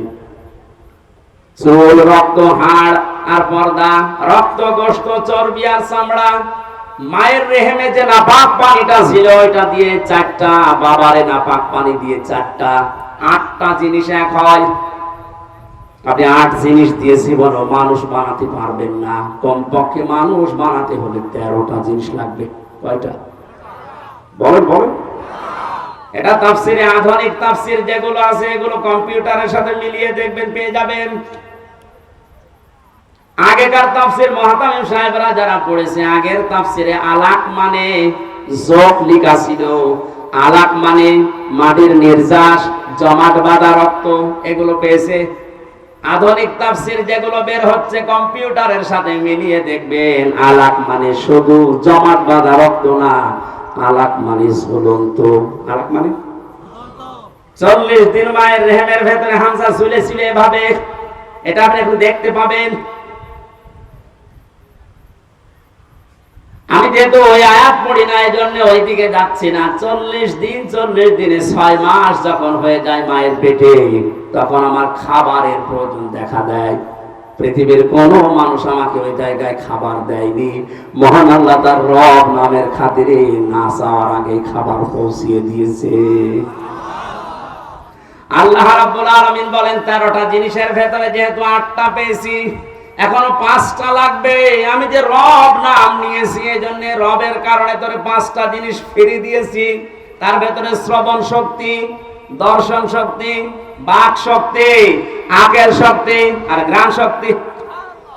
একটাও যদি কম দিতাম, দুনিয়ায় আসতে কিন্তু অপূর্ণাঙ্গ হয়ে পূর্ণাঙ্গ হয়ে আসতে পারতে না। আমরা পৃথিবীতে এসে হয়তো এগুলো অনেকে নষ্ট করে ফেলি। যে আমার কানটা আজ 2 দিন আমি নষ্ট করে ফেলেছি। এই ভক্তবৃন্দ যারা আছে এরা আদর করে আমার আইসক্রিম খাওয়াইছে। এই 2 দিনে এই সমস্ত দই খাওয়াইছে ফ্রিজের। আমি খেতে চাই না, মানে না হুজুর খান, অসুবিধা নেই। খেয়ে এখন দেখছি কানে আর কিছু শুনছি না। এই যে দুনিয়ায় এসে আমি নষ্ট করেছি এগুলো বিভিন্ন পরিবেশের কারণে, না আল্লাহ নষ্ট করে দিয়েছে? বলেন। এই যে তীব্র গরম চলছে, এটা আল্লাহর দোষ। যাহারাল ফাসাদু ফিল বাররি ওয়াল বাহরি বিমা কাসাবাত আইদিন নাস লিইউযিকাহুম বা'দাল্লাযী আমিলু লাআল্লাহুম ইয়ারজিউন। সূরা রুমের 41 নম্বর আয়াতে আল্লাহ জানিয়েছেন, জলের স্তরে যে বিপর্যয়গুলো দেখতে পাচ্ছ, একটাও আমি আল্লাহ পাঠাই না, সব তোমাদের হাতের কামাই করা।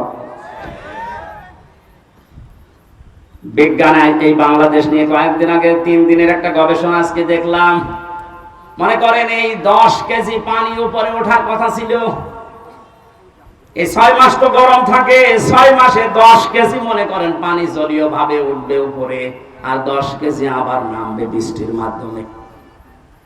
এই গাছ উজাড় করার কারণে, পাথর পাহাড় কেটে ফেলার কারণে নদী বন 11,000-এর উপরে, 1100-র উপরে নদী এই দেশে আছে। সবগুলো প্রায় শুকিয়ে যাচ্ছে। এ কারণে পানিগুলো আর উঠতে পারে না আকাশে।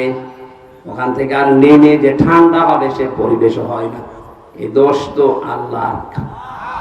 এমন উত্তম প্রতিবেশী আমরা পেয়েছি, পানি দেওয়ার সময় পানি দিতে চাই না, আর যখন লাগবে না এমন দেয়া দেয় আমরা ভেসে যাই। প্রতিবেশীর কাজ হলো এটা। অথচ প্রতিবেশীর যত হক, আমি আরো নিচে নামতে পারলাম না। হ্যাঁ, নামি আবার 3 বছর থাকি, খুব আরামে আসো।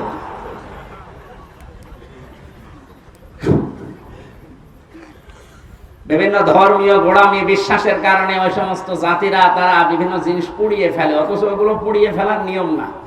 মাটির নিচে পুঁতে ফেলার নিয়ম, ওগুলো যেন পচে সার হয়, ওগুলো যে জমি উর্বর হয়, এই নিয়ম ছিল ইসলামে। এই যে মানুষকে মাটি দেওয়া হয়, অন্যান্য জাতিরা পুড়িয়ে ফেলে। কত পার্থক্য আপনি একটু যদি দৃষ্টি দিয়ে দেখেন, সব দোষ পড়বে আমাদের প্রতিবেশীর উপর। এই জন্য কিছু বলতে পারছি না। মা রান্না করছিল, ছেলেকে বলছে যে 50টা টাকা দিলাম, তেল নিয়ে আয়। ও তরকারি আমার চুলার উপরে রান্না হচ্ছে না। ও তরকারি রান্না দেখতেছে, বাজারে যে রাস্তার মাঝখানে দেখে মার্বেল খেলা হচ্ছে। 50 টাকা দিয়ে মার্বেল কিনে খেলা আরম্ভ করিস, 50 টাকায় হেরে গেছে। 3 ঘন্টা পরে বাড়িতে আসেন, না তো সেরকম রেগে আছে। ওই যে তরকারি যেটা চুলায় দেয় আর নাড়ে, ওর নাম কি? ও যখন বাড়িতে এসেছে ডাক দিয়ে বলে, ওই হামজা, টাকা কই? কথা বলে না। তেল কই? কথা বলে না। 3 ঘন্টা কোথায় ছিলি? কথা বলে না। 3টা প্রশ্নের জবাব আমার জানা নেই। আসতে বলেন। আমি বললেই মার খাবো, না বললেও কথা বলে। প্রশ্নের জবাব গুলো কি আমার জানা নেই? বলতে পারবো, বললেই মারবে। আমার যদি চুপ করে থাকে যে বলবো না, তাও মারবে। তারপরেও যদি একটু বুদ্ধিমান হয়ে থাকে, অন্তত 4-5টা মায়ের খাই, তারপরেও বলবো না। বললেই সমস্যা। মায়ের উপর দিয়ে যাক, এই জন্য তো 3 বছর মায়ের উপর দিয়ে গিয়েছে। আপনারা যারা মানুষ পুড়িয়ে ফেলেন, পরিবেশের যে কি ক্ষতি হয় আপনি জানেন। এই খড় কোটা যেগুলো বিভিন্ন আবর্জনা মনে করে আপনি পুড়িয়ে ফেলছেন, না, এটা নিয়ম নয়। বিশ্বনবী 1500 বছর আগে এটা নিষেধ করে দিয়েছেন, মাটির নিচে দিয়ে দাও। এগুলো সার হয়ে যাবে, মাটির উর্বর শক্তি, খাদ্য তৈরি করার যে শক্তি, এটা আল্লাহ বাড়িয়ে দেবে। এজন্য পানি ওঠা এখন বন্ধ। হয়তো 10 কেজি ওঠার কথা ছিল, উঠে চলে গেছে বিভিন্ন কায়দায়। এখন যে নামবে যে সমস্ত জায়গায়, ওই জায়গাগুলো পানি নামানোর জন্য যেটা দরকার ওই জিনিস নেই। আল্লাহ তবে কি করে? আমরা তো গাছ কেটে সব শেষ করে ফেলি, পাহাড় গুলো উজাড় করে ফেলি। এরপরে যেখান থেকে আসা দরকার 1100 বিল, খাল, নদী, নালা যদি ভরাট থাকতো, এত গরমের ভেতরে আমাদের এই কয়েকদিন কষ্ট করা লাগতো না। এজন্য পাপের ফসল আমরা পেয়েছি। আল্লাহ বলেন, আমি একটু মজা চাকাই মাঝে মাঝে, দেখি ওরা ফিরে আসে কিনা। কিন্তু বাঙালি এমন চাক, ফিরে আসা দূরের কথা, আল্লাহর এই সমস্ত আযাব আসার পরে মন্তব্য দেয় টকশোতে বসে বসে যে এগুলো প্রাকৃতিক দুর্যোগ। তেমন কিছু না বেটা, প্রাকৃতিক দুর্যোগ বলে কিছু নেই। সব তোমাদের হাতের কামাই করা ফসল। পৃথিবীর যেই দেশে প্রকাশ্য জেনার ব্যভিচার বেড়ে যায়, মহান আল্লাহ তখন সঙ্গে সঙ্গে দেশে গজব নাজিল করার সিদ্ধান্ত নেয়। বাস্তব প্রমাণ তো পাই। এই কথা বলে না কেন? আমেরিকায় এত জেনা হয় না। বড় বড় ভবনগুলো সব জেনার কারখানা। আল্লাহর শরীরের বাইরে চলে গেছে, বিমানবন্দর পর্যন্ত ভাসিয়ে দিয়েছে। যা এখন ঘাস শুকিয়ে উঠতে ওদের 10 বছর লাগবে। দুবাইয়ের মতো এত উন্নত জায়গাগুলো যদি আল্লাহ কয়েক ঘন্টায় ধ্বংস স্তূপে পরিণত করে দিতে পারে, আমাদের দেশকে কিছুই করতে পারবে না, কারণ আমরা করোনা মোকাবেলা করে ফেলেছি।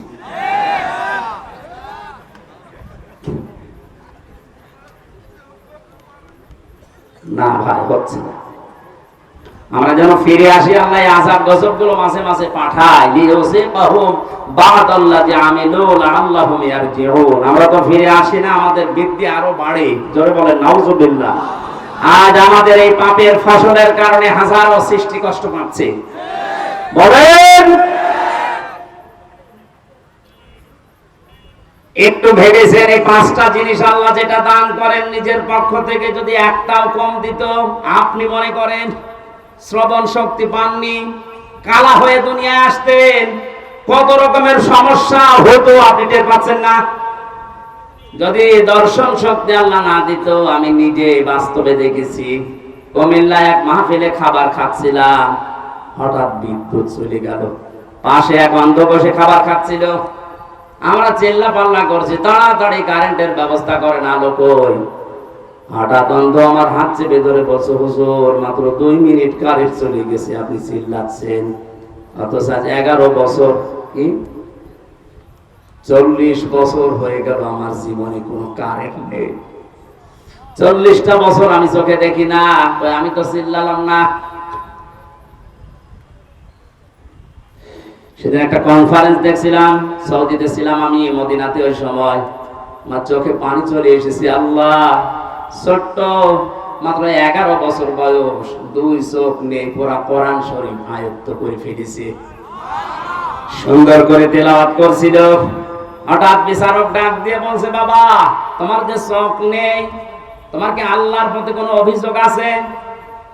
ছেলেটা অতটুকু বয়সে আমি তো মনে মনে করছিলাম না জানি কি বলে ফেলে আল্লাহর বিরুদ্ধে। চোখ তো নেই, অভিযোগ তো নেই, আরো আমি খুশি আছি। বিচারক বলছে কিসের খুশি তুমি?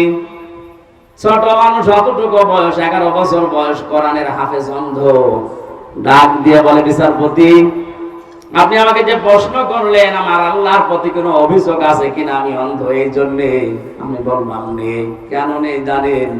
কিয়ামতের যেদিন আল্লাহ বিচার করবে, চোখ করা মানুষদেরকে আল্লাহ ডাকবে, সিরিয়াল হিসাবে আমারও ডাকবে।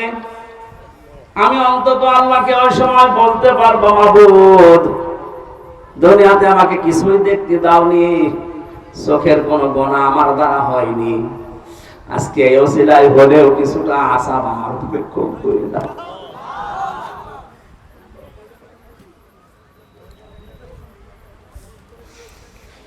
কাবা সামনে নিয়ে মানুষ এই কথাগুলো আল্লাহকে শোনাচ্ছে, আল্লাহুম্মা ইন্না আলাইয়া হুকুকান ফিমা বাইনি ওয়া বাইনিকা। হে মাবুদ, তুমি তো আমার মালিক, আমি তোমার চাকর, গোলাম, সার্ভেন্ট, বান্দা, ভিক্ষু যাই বলেন। আমি তো নেই থেকে হামজা হয়েছি। 13টা জিনিস তুমি দয়া করে আমাকে দিয়েছো, যা দেওয়ার দরকার সব আমারে দিয়েছো, একটাও বাকি নেই তোমার দিতে। কিন্তু তুমি মালিক হিসাবে তো আমার কাছে কিছু পাবে। আমি তো তোমাকে কিছুই দিতে পারলাম না।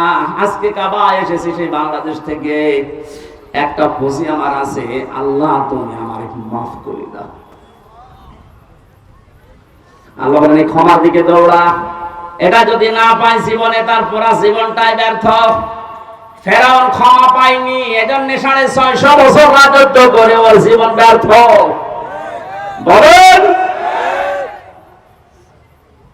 আজ যারা 41 সাল 71 সাল টার্গেট দেন, 71 না, কিয়ামত পর্যন্ত যদি আপনি হায়াত পান আর ক্ষমতায় থাকেন, আল্লাহ পাক যদি আপনাকে মাফ না করে, আপনার পুরাটা জীবন ব্যর্থ। কি করবেন আপনি জীবনে? নাই সন্তান আদি বেশি জন্ম দিলেন, বেশি খাবার খেলেন, বেশি দিন বেশি থাকলেন, এই শেষ। আপনি একদিন না একদিন তো মরবেন, মাস্ট বি মরবেনই। কারণ আপনার চাইতে বড় লোক যিনি, মুহাম্মদ রাসূলুল্লাহ, এত বড় দামি মানুষ মারা গেছে। জীবন এটাই। এই ধোঁকাটা আমরা আসলে এখনো পর্যন্ত অনেকে বুঝার পরও না বোঝার ভান করে থাকি।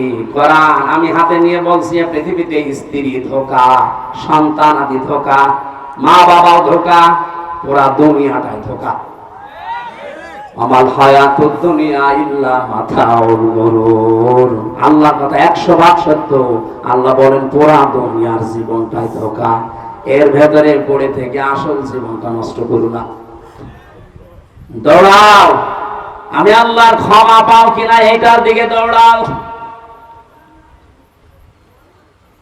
জান্নাতিন আরদুহা, ওই জান্নাতের দিকে দৌড়াও যে জান্নাতের প্রশস্ততা আকাশ আর জমিনের চাইতেও বিস্তৃত। উইদ্দাত লিল মুত্তাকিন, যেটা আমার পরহেজগার, যেটা আমি আল্লাহ আমার আধুনিক বান্দাদের জন্য পরহেজগার, আল্লাহওয়ালা, তাকওয়াবান। ভদ্রলোক শব্দটা আছে তাফসিরে, যারা ভদ্রলোক তাকওয়াবান, আমি আল্লাহ তাদের জন্য আমার বিশাল বাগানটা তৈরি করে প্রস্তুত করে রেখে দিয়েছি। এবার আসেন তো আমার আসল আলোচনার বিষয়ে শুরু করছি। আল্লাহ যে বলেন উইদ্দাত লিল মুত্তাকিন, আমার মুত্তাকি বান্দাদের জন্য বাগান আমি রাখলাম। হাদিসে কুদসির ভেতরে পড়েছি, আল্লাহ রাব্বুল আলামিন হাদিসে কুদসি এটা, আ'তাদতু লিইবাদিহিস সালিহিন মা লা আইনুন রাআত ওয়ালা উযুনুন সামিআত ওয়ালা খাতারা আলা কলবি বাশার। নবীজিকে দিয়ে আল্লাহ বলাচ্ছেন, নবী আপনি বলেন আমার বান্দার জন্য এমন বাগান, এমন জান্নাত আমি তৈরি করে রেখেছি, কোনদিন কোন মানুষের চোখ দেখে নাই, কোনদিন কোন কান শোনে না এর বর্ণনা। আমি আর কতটুকু বর্ণনা দিতে পারবো তাফসীর দিয়ে? আল্লাহ পাক নবীকে দিয়ে বলাচ্ছেন যে এমন বাগান আমি বানালাম, আমার কোন বান্দার চোখ তো দেখে নাই, কানও শোনে নাই, কোনদিন কারো কল্পনার জগতেও আসে না। মানুষের কল্পনার জগৎ ছোট না বড়? বলেন বলেন, কেমন বড় বলেন তো? আমি কল্পনা করলাম এখানে 10 তলা বিল্ডিং হবে। কয় মিনিট লেগেছিল? 2-3 সেকেন্ডের ভেতরে আমার কল্পনা শেষ যে 10 তলা বিল্ডিং হবে এখানে। অথচ এটা বানানে 2-3 মিনিট সময় লাগবে, 2-3 বছর লাগবে। এরপরও কত মাল মশলা লাগবে আপনি হিসাব করেন। আল্লাহ পাক বলেন এই মানুষ যে কল্পনা করেছিল 10 তলা বিল্ডিং, ওয়ালাকুম ফিহা মা তাশতাহি আনফুসুকুম ওয়ালাকুম ফিহা মা তাদউন। আমি এমন জান্নাত বান্দা বান্দীদের জন্য বানিয়েছি যেখানে চাওয়ার আগে জিনিস পাওয়া যাবে। ধরে বলেন সুবহানাল্লাহ। এই জান্নাতের দিকে আল্লাহ দৌড়ানোর জন্য আমাদেরকে আহ্বান জানালেন যে দৌড়াও। আমি প্রস্তুত করে রেখেছি আমার বান্দাদের জন্য যেটা কল্পনার জগতেও ধরে না। 5টা গুণ যারা দুনিয়াতে অর্জন করতে পারবে আমার আল্লাহ তাদের জন্য এই বাগান প্রস্তুত করেছেন। কয়টা? বলেন বলেন। কোরআনে কারীম জানাচ্ছে আল্লাযীনা ইউনফিকুনা ফিস সাররাই ওয়াদ দাররা, যারা সুখে দুঃখে দান করে, মানুষের জন্য খরচ করে। ইনফিকুনা এটা মজারে বর্তমান ভবিষ্যৎ, প্রেজেন্ট ফিউচার। যারা সুখে হোক দুঃখে হোক যে অবস্থায় থাকুক খরচ করার অভ্যাস তৈরি করেন। আমাদের বলেন আমার কিছুই নেই, আমি করবো কি, যা আছে তাই করবেন, এটা আমার কথা বলার যোগ্যতা আছে, এইটা আমি ইসলামের জন্য মানবতার জন্য চেষ্টা চালাবো খরচ করার। আপনার লেখনের যোগ্যতা আছে ওইটা আপনি লিখবেন, আপনার ক্ষমতা চেয়ার আছে ওইটাই আপনি খরচ করবেন। ওসি সাহেব মনে করেন ওনার চেয়ারে খরচ করার বিষয় কি, চেয়ার খরচ করলে চেয়ার থাকবে। ওনার সামনে একটা এসআই সাধারণ একজন বিনা কারণে মানুষকে ধরে এসে পিটাচ্ছে, ওনার কিছু করাও লাগবে না, টাকা পয়সাও দেওয়া লাগবে না। ওনার শুধু চেহারাটা সামনে নিয়ে যদি বলে ওই বেটা কি করিস, এমনিতে আমার আল্লাহ ওই লাখ টাকা মুক্ত করে দেবে। এটা ওনার খরচ, এটা কি। সুতরাং যে যেই পর্যায়ে আছেন ইসলামের জন্য মানবতার জন্য আপনি খরচ করে যান। যদি এটা এখন না করেন, আনফিকু মিম্মা রাযাকনাকুম মিন ক্বাবলি আইয়াতিয়া আহাদাকুমুল মাউতু ফায়াকুলা রাব্বি লাউলা আখখারতানি ইলা আজালিন করিব ফাসাদদাকু ওয়া আকুম মিনাস সালিহিন। মরণ যখন চলে আসবে মানুষ আর জি জানাবে আল্লাহ আমার একটু সময় দাও। একটু সময় যদি পাই, যা ছিল তোমার জন্য, ইসলামের জন্য, মানবতার জন্য সব দিয়ে আসবো, আমি ভালো মানুষ হয়ে যাব। কি হব বলেন বলেন, আমি ভালো মানুষ হয়ে যাব। আল্লাহ রাব্বুল আলামিন বলেন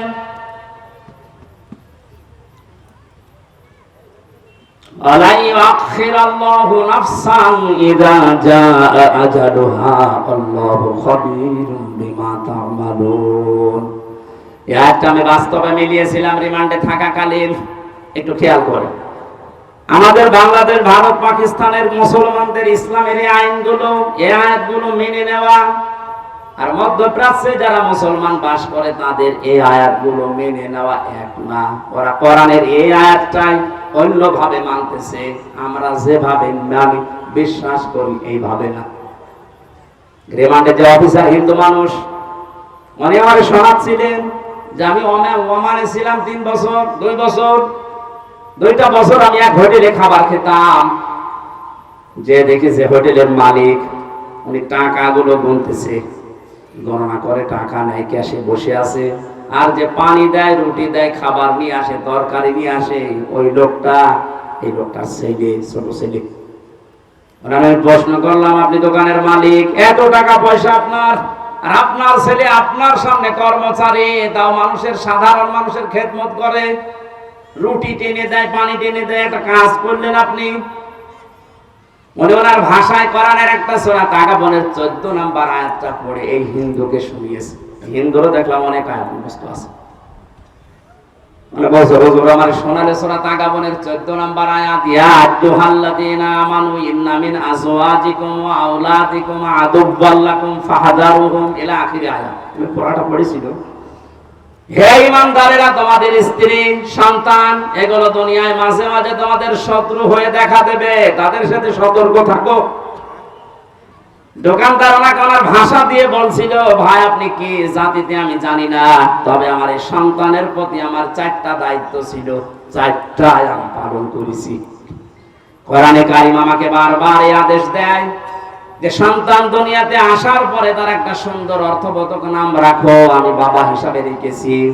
2 নম্বরে তাকে দ্বীনের শিক্ষা দাও, যতটুকু পড়লে ইসলাম মানা যায় আমি দিয়েছি।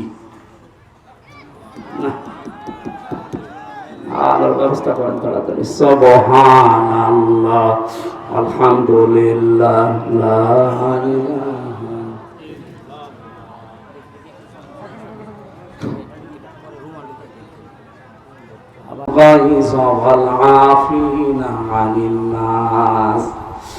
আল্লাহ পাক বলেন যারা রাগ চেক দেয়, রাগকে যারা চেক দিতে পারে, রাগ হওয়ার পরে চেক দেওয়া, এটা বড় মুজাহিদের কাজ। মানুষকে যারা মাফ করে দেয়, ক্ষমা করে দেয়, এই সুযোগটা আমরা যেন হাতছাড়া না করি। দুনিয়াতে যদি সমর্থ থাকার পরেও কোন মানুষকে একটা অপরাধ মাফ করে দেয়, কিয়ামতে মহান আল্লাহ আমার 70টা অপরাধ নিজ গুণে মাফ করে দেবে। এই মানুষগুলোকে আল্লাহ সবচাইতে বেশি ভালোবাসেন বলে ঘোষণা দিয়েছেন। এরপর বাকি যে কয়টা আছে আমরা তাফসীর আকারে বলবো। বারবার এই যে কাগজ পাঠাচ্ছে, ওদের কালেকশন হয়নি, টাকা তুলে দেন। এখন টাকা তুলে মানুষ দেবে? যতটুকু যার সামর্থ্য আছে এখনো দেওয়ার মতো পরিবেশ পাননি, দেননি। ওনারা যাচ্ছে যেন আগামীতে এটা একবার বন্ধ হয়ে না যায়। এই জন্য যারা যাচ্ছে 2-3 মিনিটের ভেতর ওনাদের কাছে দিয়ে দিন। এই ছেলে কই, এটা করো তো ঝামেলা বারবার। কি হলো, লোকজনই নেই, কার কি বললাম? নিজেরা দায়িত্ব নিয়ে কয়েকজন তৈরি করে দেন তো। যুবক যারা আছে যে ব্যাচ মারা, ওরা যাচ্ছে, ওনাদের হাতে আপনারা বের করে দেন, 2-3 মিনিটের ভেতরে দিয়ে দেবেন। ভাই এরা যেন একেবারে হতাশ হয়ে না পড়ে। সুবহানাল্লাহ, আলহামদুলিল্লাহ, লা ইলাহা ইল্লাল্লাহ। সুবহানাল্লাহ, আলহামদুলিল্লাহ, লা ইলাহা ইল্লাল্লাহ। এই তাড়াতাড়ি করো। সুবহানাল্লাহ, আলহামদুলিল্লাহ, লা ইলাহা ইল্লাল্লাহ। পারিবারিক জীবনে আমাদের কম বেশি প্রত্যেকের, এমনকি হিন্দুদের পারিবারিক যে সমস্যাগুলো, এটা শুধু মুসলমানদের? হিন্দু, খ্রিস্টান, মুসলমান যা আছে জাতি পৃথিবীতে সবার কম বেশি পারিবারিক ঝামেলা চলছে। কারণ জেলখানা অনেক হিন্দু বৌমারার অপরাধে যাবজ্জীবন জেল খাটছে। এই জন্য পারিবারিক জীবনের যে সমস্যাগুলো এবং একটু সমাধান করে আমাদের যেন দুনিয়ায় শাস্তি পাওয়া না লাগে, পৃথিবীর এই ছোট্ট সংসারটা যেন একটা জান্নাত বানিয়ে ফেলতে পারি। পরকীয়া প্রেমের যে হিরিক চলছে এটা যেন বন্ধ হয়। এ বিষয়ে আমি 2টা বই লিখেছিলাম, একটা হচ্ছে নারীদের জন্য, একটা পুরুষদের জন্য। এই স্টেজের পেছনে গাড়ি আছে না কোথায় আছে জানি না, ওই সামনে আছে, ওটা আপনারা নিয়ে ওনাদেরকে পড়তে দেবেন। এটা আমি আগে কোনোদিন করি নাই, জেলখানায় যে বাস্তব অভিজ্ঞতা পাওয়ার পরে এটা লিখেছিলাম। দেখলাম হাজারো মানুষ জেল খাটতেছে পারিবারিক জীবনে দাম্পত্য কলহের কারণে। এটা সমাধান করা দরকার। বাস্তবে আমাদের সুখের সংসার কিভাবে তৈরি হয়, আল্লাহ আমাদেরকে এই বইটা থেকে কিছু জ্ঞান অর্জন করে বাস্তবে আমল করার। কি ঝড় উঠছে নাকি?